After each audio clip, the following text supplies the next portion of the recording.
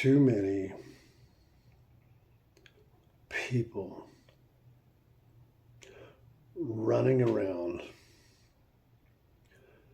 not knowing what forgiveness is and what it does.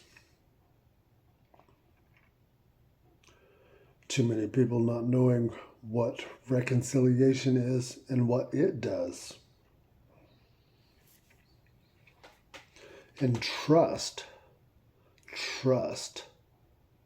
the master key of all relationships, of all kinds and any kinds, the master golden key on planet Earth, the most valuable key on this planet is in fact trust.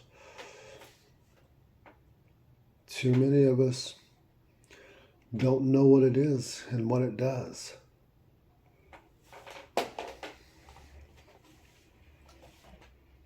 Unforgiveness. It's too many of us live in unforgiveness and thinking we're living in forgiveness by holding on to relationships that should be terminated, let go of, separated. No erases, no do-overs.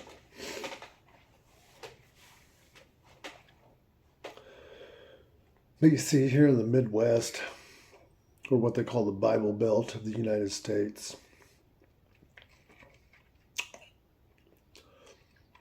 so many of these little bitty hick towns, they practice that, what they indoctrinate people with is this, basically two elements. One is this nonsense of unconditional love and forgiving everyone. Now, however, there is truth to each of those things, but the way it's taken, the way it's taught, highly toxic, highly toxic. So let me explain before you get your panties in a wad. Truth is, yes, we have to forgive everyone. We have to come to a point of that. But there's two kinds of forgiveness. One forgiveness is whatever the relationship is followed by reconciliation. That means it gets made right somehow. The wrongdoer or the offender or whatever makes things right and keeps making things right and does what they're supposed to indefinitely. That's reconciliation. Now the other forgiveness is you finally figure out how to come to a place where it's a place of neutrality. You don't want revenge. You don't need revenge. You don't hate them. You don't like them. Nothing. It's just a place of neutrality that you can come to. That's forgiveness. But in that situation where the wrongdoer has no desire nor capacity to make things right, nor will they, the relationship, whatever it may be, whether it be a family member, it could be your own mother, it could be your own father, it could be your own brother, it could be your own sister, whether it be lovers or a business relationship or whatever, does not matter. It could be your own blood.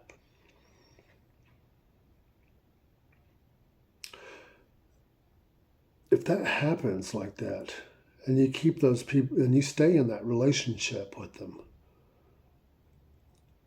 and you offer them trust and try to give them trust that they do not deserve, nor should you be doing it, you only toxify yourself. You only weaken yourself as a human being. And too many people do that. What I mean by, let's simplify it down. Too many people think that they can forgive and say it's so, and that makes everything right. No, it doesn't. There's got to be reconciliation. It's got to be reconciled. I see too many people have relationships gone wrong that are not reconciled. They try to live in this forgive and forget or not prophecy, but what is it? This forgive and forget culture, that their deity or their whatever savior thingy forgives everyone. Well, this is true. You gotta forgive everyone, but that don't mean you keep them in your life. If they cannot, will not genuinely reconcile the relationship. See, a relationship that gets reconciled is to bring it back into just as good a standing with trust, a high quality trust, or if not better.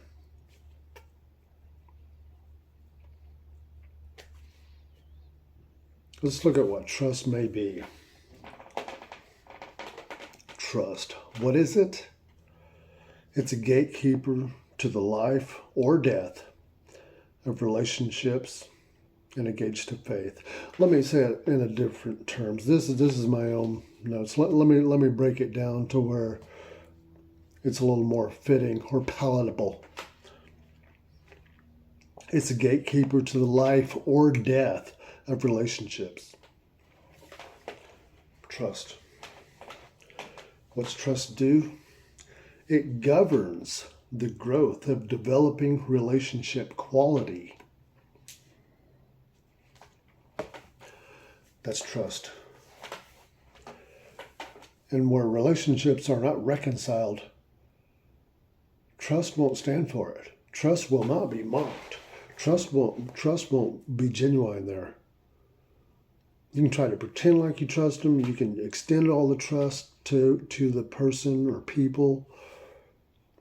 And if they don't reconcile the relationship, if it's not amended and they don't make amends, proper amends, then it's a no-go. It's toxic. It's a toxic relationship. And it contaminates all the other relationships that a person may have and diminishes the quality of it because they can't be real. They can't be genuine because they're doing themselves wrong and deep down they know it. They can't even reconcile to themselves.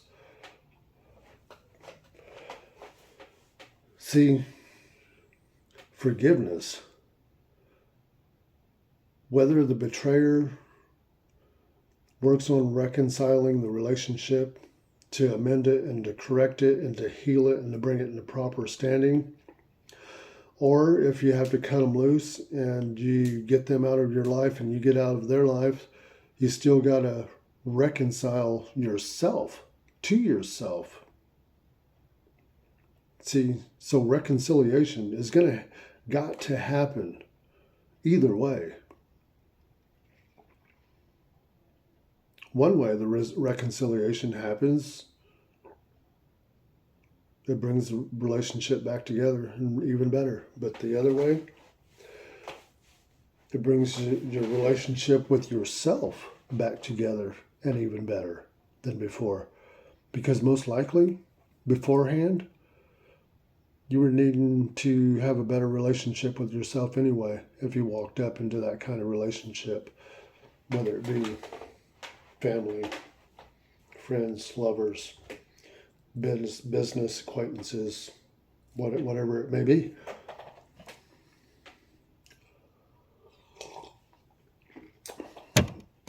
But I see too many times people force these relationships, and it is so sickening. It is sickening psychologically, emotionally. It's damaging.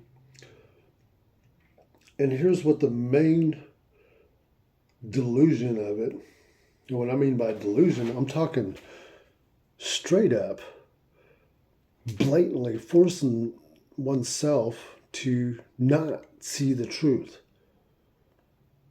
to blatantly cover their ears and blatantly cover their eyes to make the stuff seem like it's working, or at least on surface, superficial, shallow surface level.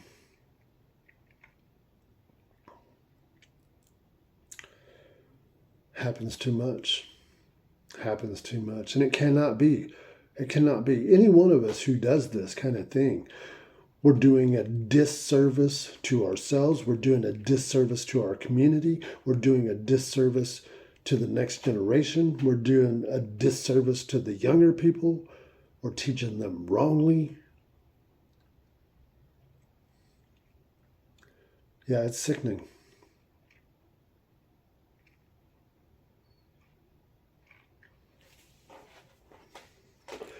So maybe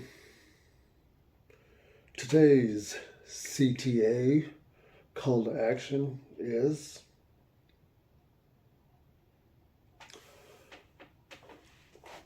to ask oneself, are there any relationships whatsoever that I am allowing in my life, whether it be friends or acquaintances or workmates or a company work for or business or lovers or family members? Is there in any of those areas, is there any place where I've seemed like I'm giving forgiveness, but there's no reconciliation, and it's the kind of forgiveness where you need to break it off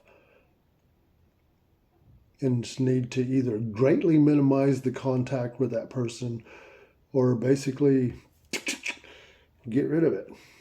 Get rid of it. No good. Get the toxic people out of your life.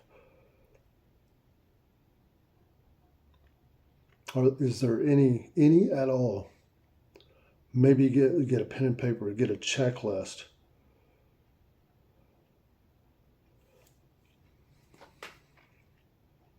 And of course, this is assuming you're the kind of person to where you'll confront people that do you wrong. Because sometimes people are cultured in such a way to where they won't even confront people when they do them wrong. They're just like doormats. They're just sheep. And they prize themselves on being sheep.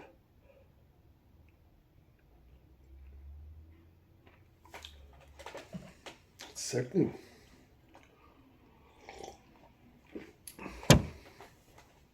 Anyways, I think it was, who was that dude's name? Jesus Christ, that one dude, a couple thousand years ago. He preached some sermons. He said, I didn't come to bring peace.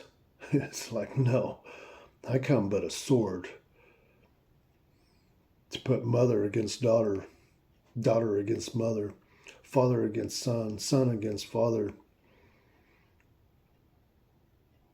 And I do believe this is what he's talking about. He's talking about those toxic relationships where forgiveness is not used properly. Where you think you can just give forgiveness and it automatically brings reconciliation? No. To where it automatically brings amends? No. Where it automatically just fixes everything and makes everything right? No. No, it's got to be stern boundaries. Stern. Anyways, besides all the gloom and doom, it's a beautiful day in the neighborhood.